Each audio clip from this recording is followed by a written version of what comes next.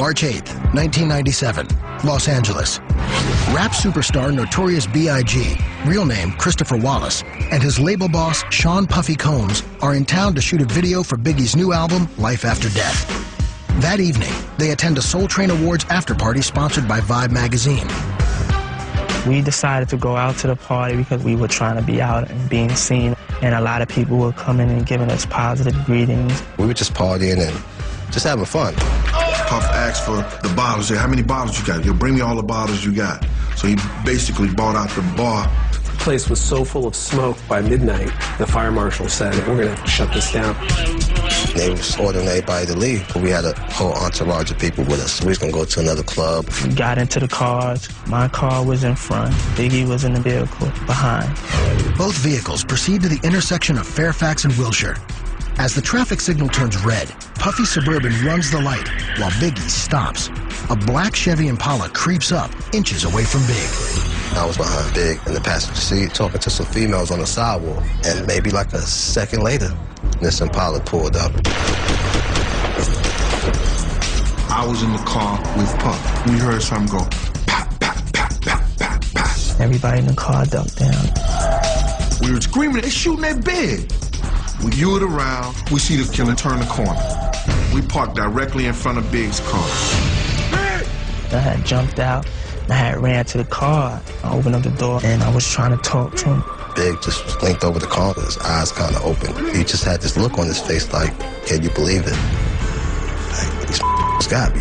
While Puffy stays behind with Big, the other SUV speeds off after the killer. Me and Tone, another guy who was rolling with us, took after the guy. He was going down Wilshire Boulevard, and he was gunning it. Tone's a maniac in driving, but every time he get to like 90, the car would go all the way back down because it had some kind of government chip on that particular Suburban. For safety reasons, Suburbans from 1995 to 1998 included a mandatory chip that would automatically reduce speed when the vehicle exceeded 90 miles per hour. A valve connected to the fuel pump closes, cutting gas flow to the engine, slowing the car down. Where this cat go? I don't know, man. Did they make a left? He got out of our sight, and we have a chance. That was real frustrating. So we went back to the scene of the shooting. As Puffy's bodyguards give up the chase, a 911 call is made at 12:49 a.m. Police dispatch sends out an emergency call. Shots fired, reported at 6060 Wilshire Boulevard. All units in the area respond. Now, when we get back to Big's car, we decide we're going to take him to the hospital. We ran every light, jumping on the curb, sidewalks. We was trying the quickest way to get him to the hospital. I was talking to him, but I wasn't hearing anything. He wasn't saying anything. So we get to the hospital. I jump out the car. The gurney comes. Big guy needs some help here. Everybody helped to pick him up and got him on a stretcher. Took like 6, 7 dudes to get him out the car. And when we got him out the car, he wasn't bleeding at all. Hold the gurney, hold the gurney. Biggie's upper torso has been penetrated by 4 bullets. Despite massive internal damage, he isn't bleeding externally. 390 pounds, Big has extra fat tissue that pushes down on the bullets and traps blood inside the chest wall. Doctors rush Biggie into surgery. He has no vital signs as they attempt to resuscitate him. The doctors administered fluids, they administered blood, they opened his chest to be able to do some open cardiac massage to see if they were able to give him a chance to survive. Doctors do everything they can, but at 1:15 a.m., Christopher Wallace is pronounced dead. They came and told us, that he had passed, and it was just unbelievable. It was crazy for me. I think that's the first time I couldn't hold back my tears. It's the last thing I thought that Big would be dead, but it was reality. It was real. Everybody was in there with this phone in their hand because we had to make a decision on who was going to call his mother. Nobody wanted to make that phone call to tell her mother her only son has passed away. D-Rock was the only one muscle up enough heart to say, you know what, give me the phone. As soon as he got on the phone, he was already crying. And she was just like, why is this grown man crying on this other line? And he just told her that Big just passed away. She dropped the phone, hysterical crying. As Biggie loses his fight for life, back at the crime scene, LAPD officers begin their investigation. I get to the crime scene. As a lead detective, I'm responsible for collecting the evidence, coordinating witnesses. Some witnesses hung around. There was very few. A few witnesses solidified the description of the vehicle being a black Chevy Impala. Most of those interviews didn't provide much. I hear some shots.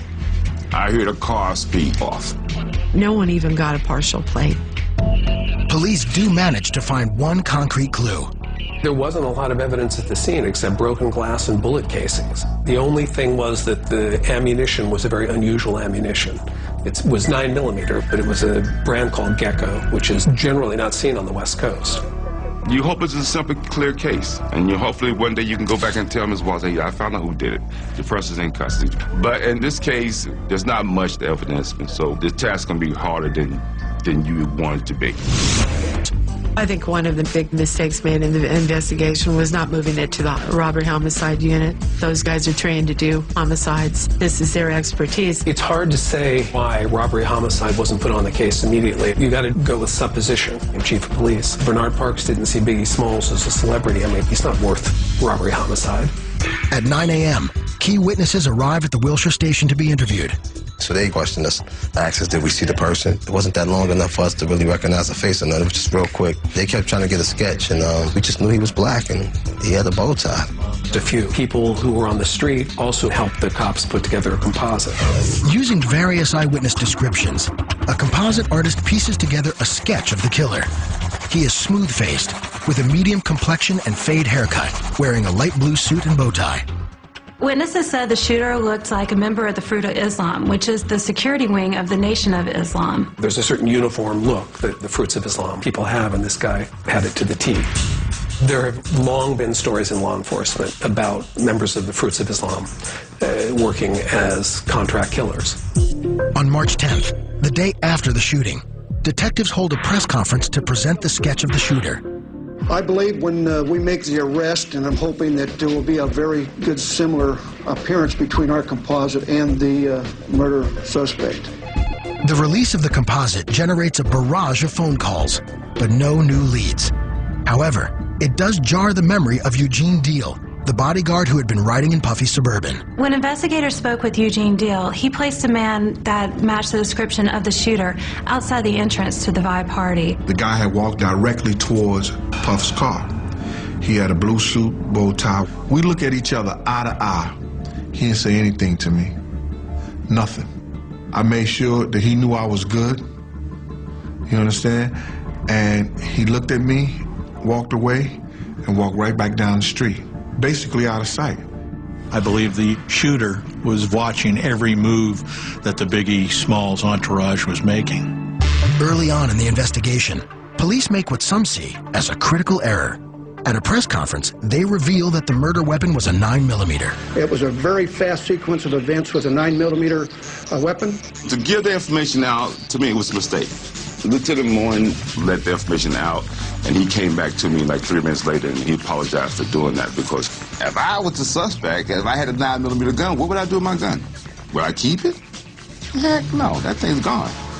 On March 11th, Biggie's car is towed to a forensics lab to be analyzed. Ballistics evidence shows that the gunman fired 6 shots into Biggie's passenger door below the window. 4 bullets hit Biggie. Another was lodged inside the door, and the last was recovered in the left side of the rear seat. Bullet trajectory shows that the shots were fired at an upward angle, which would indicate the shooter was indeed in a vehicle lower to the ground. The analysis supported eyewitness accounts that bullets were fired into the Suburban from an Impala.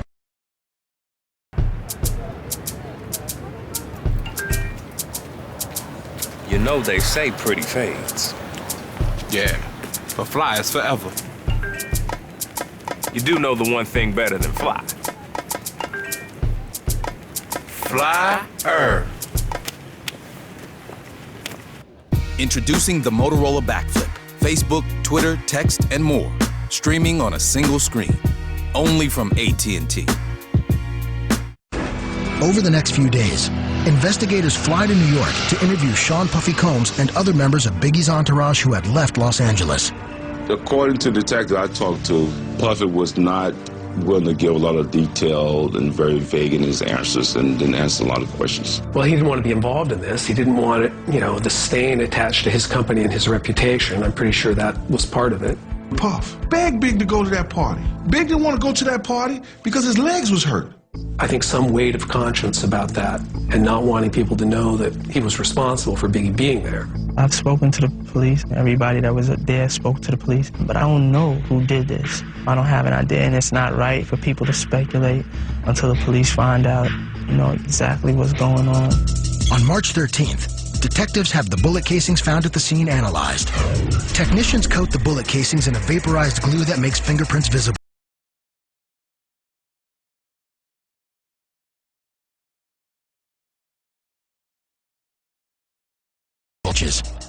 There are no fingerprints found on the casings from the Biggie shooting scene. It's a disappointment.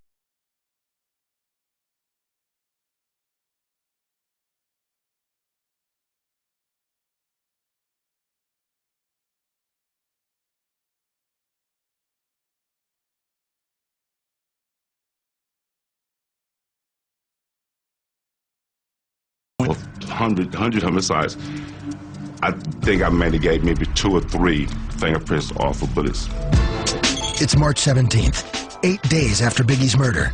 Detectives have a composite sketch of the shooter, but no firm suspects or promising leads. Then, America's Most Wanted provides a tip that seemingly could bust the case wide open. A Texas woman came forward and contacted America's Most Wanted and said she had videotape that she took that night. And so America's Most Wanted contacted the police department. I was told that the actual shooting was on the video. They were very excited about it and flew to Texas to get the videotape. It didn't actually capture the shooting. They was focusing on Biggie's car when the shots were fired. The camera just went shaky, like, you're nervous. There was no smoking gun. They couldn't see the license plate. They couldn't see the shooter. The video was essentially useless, and they were back at square one. Coming up, one theory of the crime leads back to a surprising place, the LAPD itself. Next, on Famous Crime Scene, Notorious B.I.G. It's March 18th, 9 days after the vicious killing of Notorious B.I.G. LAPD detectives begin exploring a connection to rap rival Tupac Shakur's unsolved murder, which took place in Las Vegas 6 months earlier in an almost identical fashion. When Biggie was murdered, everybody thought of Tupac because there'd been this long animosity, East Coast, West Coast, Death Row Records versus Bad Boy Records, Suge Knight versus Puffy Combs. Suge Knight, who ran Death Row Records at the time, was considered a suspect. Cops thought it could be the retaliation killing. We got a lot of calls blaming him, but it's just people's opinions. I had nothing to confirm he was involved at all. For the next 3 weeks, Wilshire Division detectives hit dead ends. The composite sketch of the shooter and distinctive gecko bullet casings found at the scene yield nothing. On April 8th, with media and public pressure mounting, the LAPD transfers the case to robbery homicide, its division specializing in high-profile murders, hoping for better results. I was told that robbery homicide would be taking the case over. It was given to Russ Poole. We're 30 days behind. Now it's going to take at least another 30 days to try to get up to date. There's like a 2-month delay, and in a murder investigation, that's not good. In November 1997, there is an unexpected development in the case. An LAPD officer named David Mack robs $722,000 from a Bank of America. The FBI discovers suspicious evidence at his house. The FBI did a search warrant on his house. He had 5 9mm guns. He had Tupac Shakur memorabilia all over the garage. Inside the garage was a black Impala. Mack allegedly worked illegal security for Suge Knight and Death Row Records. So you got a rogue cop, a criminal cop, a cop who's supposedly connected to Suge Knight, who has, some physical evidence that made him a suspect. The disgraced officer is sentenced to 14 years in prison for the robbery. Investigators keep a close watch on Mack's behavior and are stunned when his first visitor in prison matches the sketch of Biggie's killer. Amir Muhammad so much resembled the composite drawing that my heart just about jumped out of my chest. Apparently, he's the godfather of David Mack's kids. That's how close they are. Good friends. Amir Muhammad was a member of the Nation of Islam, rumored to be a member of the Fruits of Islam. I believe this was the break in the case. Poole theorizes that Suge Knight wanted Notorious B.I.G. killed, and Knight asked the crooked cop Mack to help execute the plan. Mack then recruited his good friend Amir Muhammad to do the shooting. Poole went to Police Chief Bernard Parks to request a warrant to search David Mack's house, hoping to find evidence the FBI could have missed that would connect Amir Muhammad and Mack to Biggie Smalls' murder. I was denied doing another search warrant for David Mack because the bank robbery case was now in the hands of the FBI. To deny the chief investigator the ability to look into someone who could very likely be tied to the crime is really strange. It was very frustrating. The powers to be said, hey, put the case on the shelf. We're not going to deal with this anymore. Let's drop it. Poole believes he is blocked from investigating Mack or Muhammad for fear that it would uncover other scandals in the LAPD. In June 1999, Poole is pulled off the Notorious B.I.G. case. Soon after, he resigns from the force. I was frustrated because of the corruption going on within the police department. Poole then exposes his theory to the press. Many of Biggie's fans found it completely outrageous that he wouldn't be allowed to conduct this investigation properly. This really stood out as an egregious case of someone trying to hide something. Soon, public pressure pushes the department to expand its investigation. LA police confirmed they're looking into the possibility that ex-LAPD officer David Mack, who's serving a 14-year sentence for bank robbery, may have arranged Wallace's murder for jailed West Coast music mogul Suge Knight. Suge Knight, David Mack, and Amir Muhammad all released statements saying they had nothing to do with the murder. Mack, through his attorney, takes it one step further, denying any connection to Suge Knight. There are allegations that he worked for Suge Knight or Death Row Records. It's not true. He's never worked for them. There are allegations that he partied with Suge Knight. It's not true. He never partied with him. He had no association with Suge Knight. The LAPD probe finds nothing to connect Muhammad, Mack, or Knight to the shooting. From the beginning, this case has been botched. That it was assigned to the local Wilshire division as opposed to robbery homicide, that leads weren't properly investigated, that warrants were denied. It seems nearly impossible that the murder of Biggie Smalls will be solved. April 2002, 5 years after the murder of Notorious B.I.G.